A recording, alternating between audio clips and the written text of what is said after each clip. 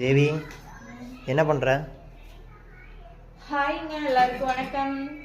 ஒன்றும் சும்மா வாங்கிட்டு வந்த திங்ஸ் எல்லாம் எடுத்து தாங்க வச்சுட்டு இருக்கேன். இன்னைக்கு பார்த்தீங்கன்னா ஒரு வேலையாக வெளியே போயிருந்தோங்க. போயிட்டு வரும்போது பார்த்தீங்கன்னா மாங்காய் பாருங்க, நீலி மாங்காய் அப்படிங்கிற மாதிரி சொல்லியிருந்தாங்க. சரின்ட்டு 1 kg வாங்கிட்டு வந்துருந்தோம். 1 kg-யா? 1 kg தான், பாப்பா பாதி சாப்பிட்டா. ஓகே, 1 kg வாங்கிட்டு வந்துருந்தோங்க. இப்போ பார்த்தீங்கன்னா வரும்போது காடை முட்டை இருக்கு இல்லைங்களா, அது வந்து வித்துட்டு இருந்தாங்க.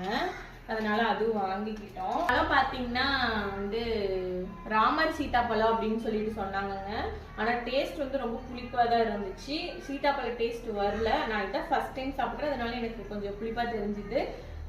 எப்படி இருக்குன்ட்டு ஆனால் தெரியலை. ஆனால் டேஸ்ட் புளிப்பாக தான் இருக்குது நான் சாப்பிட்டு பார்த்தப்போ. அப்புறம் பார்த்தீங்கன்னா மட்டன் இன்னைக்கு எடுத்துகிட்டு வந்துருந்தோங்க. 1/2 kg எடுத்துகிட்டு வந்துருந்தோம். இன்னொரு 1/2 kg பார்த்தீங்கன்னா சிக்கன் எடுக்கலாம் அப்படின்னு சொல்லிட்டு இருந்தோம்.